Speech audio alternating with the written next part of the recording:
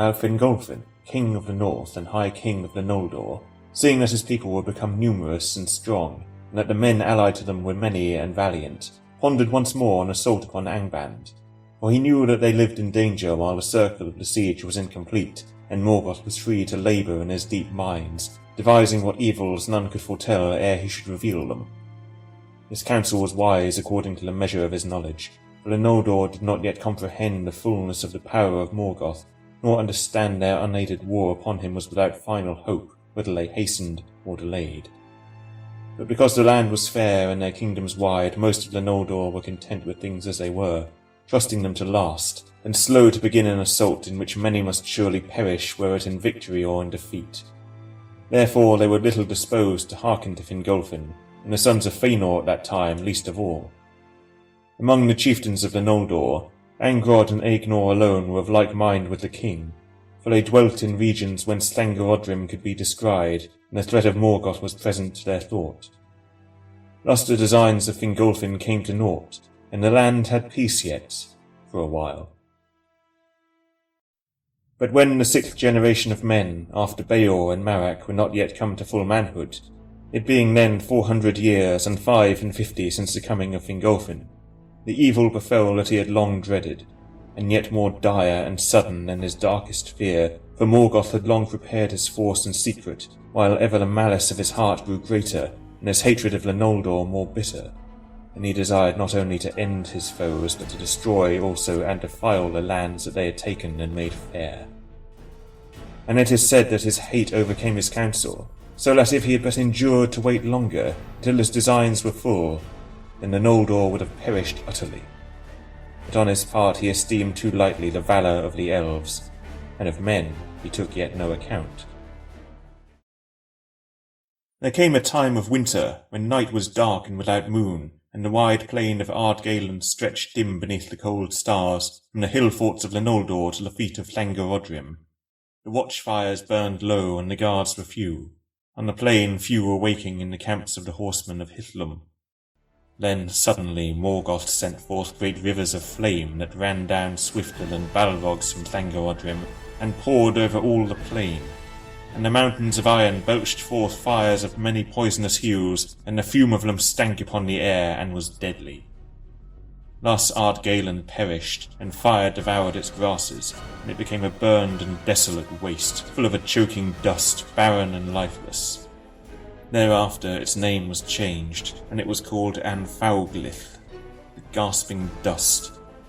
Many charred bones had there their roofless grave, for many of the Noldor perished in that burning who were caught by the running flame and could not fly to the hills. The heights of Dorthonion and Eredwethrin held back the fiery torrents, but their woods upon the slopes that looked towards Angband were all kindled, and the smoke wrought confusion among the defenders.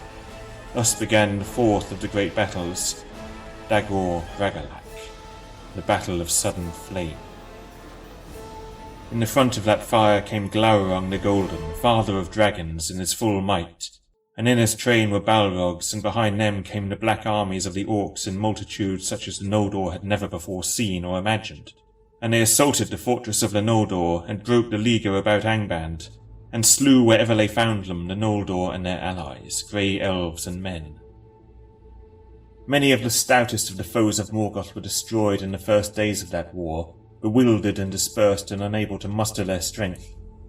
War ceased not wholly ever again in Beleriand, but the Battle of Sudden Flame is held to have ended with the coming of spring, when the onslaught of Morgoth grew less.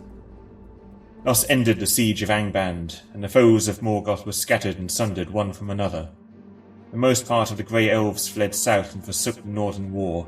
Many were received into Doriath, and the kingdom and strength of Thingol grew greater in that time, for the power of Melian the queen was woven about his borders, and evil could not yet enter that hidden realm. Others took refuge in the fortresses by the sea, and in Nargothrond, and some fled the land and hid themselves in the Cyriand, or passing the mountains wandered homeless in the wild. And rumour of the war and the breaking of the siege reached the ears of men in the east of Middle-earth. The sons of Finarfin bore most heavily the brunt of the assault, and Angrond and Egnor were slain. Beside them fell Bregalas, lord of the house of Beor, and a great part of the warriors of that people. But Barahir, the brother of Bregelus, was in the fighting further westward near to the pass of Sirion. There King Finrod Felagund, hastening from the south, was cut off from his people and surrounded with small company in the fen of Serek, and he would have been slain or taken. But Barahir came up with the bravest of his men and rescued him, and made a wall of spears about him, and they cut their way out of the battle with great loss. Thus Felagund escaped, and returned to his deep fortress of Nargothrond. But he swore an oath of abiding friendship and aid in every need to Barahir and all his kin, and in token of his vow he gave to Barahir his ring. Barahir was now by right lord of the house of Beor, and he returned to Dorthonion. But most of his people fled from their homes and took refuge in the fastness of Hithlum. So great was the onslaught of Morgoth that Fingolfin and Fingon could not come to the aid of the sons of Finarfin, and the hosts of Hithlum were driven back with great loss to the fortress of Ered Wethrin, and these they hardly defended against the orcs. Before the walls of Aethel Sirion fell Hador the golden-haired, defending the rear guard of his lord Fingolfin, being then 66 years of age, and with him fell Gundor, his youngest son, pierced with many arrows, and they were mourned by the elves. Then Galdor the Tall took the lordship of his father, and because of the strength and height of the shadowy mountains which withstood the torrent of fire, and by the valour of the elves and the men of the north, which neither Orc nor Balrog could yet overcome, Hithlum remained unconquered, a threat upon the flank of Morgoth's attack. But Fingolfin was sundered from his kinsmen by a sea of foes, for the war had gone ill with the sons of Fëanor, and well nigh all the east marches were taken by assault. The pass of Aglon was forced, though with great cost to the hosts of Morgoth, and Celegorm and Curufin, being defeated, fled south and west by the marches of Doriath, and coming at last to Nargothrond, sought harbour with Finrod Felagund. Thus it came to pass that their people swelled the strength of Nargothrond, but it would have been better, as was after seen, if they had remained in the east among their own kin. Maedhros did deeds of surpassing valour, and the orcs fled before his face, for since his torment upon Thangorodrim, his spirit burned like a white fire within, and he was as one that returns from the dead. Thus the great fortress upon the hill of Himring could not be taken, and many of the most valiant that remained, both of the people of Dorthonion and of the east marches, rallied there to Maedhros, and for a while he closed once more the pass of Aglon, so that the orcs could not enter Beleriand by that road. But they overwhelmed the riders of the people of Fëanor upon Lothlin, for Glaurung came thither, and passed through Maglor's Gap, and destroyed all the land between the arms of Gelion. And the orcs took the fortress upon the west slopes of Mount Verir, and ravaged all Thargelion, the land of Caranthir, and they defiled Lake Helivorn. Thence they passed over Gelion with fire and terror, and came far into East Beleriand.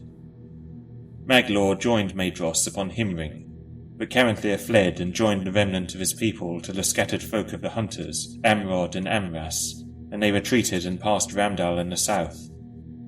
Upon Amon Ereb they maintained a watch and some strength of war, and they had aid of the green elves, and the orcs came not into Assyriand, nor to Tor Imdwinath and the wilds of the south.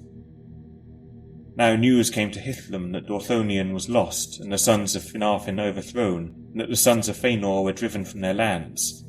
Then Fingolfin beheld, as it seemed to him, the utter ruin of the Noldor, and the defeat beyond redress of all their houses, and filled with wrath and despair he mounted upon Rochelor, his great horse, and rode forth alone, and none might restrain him.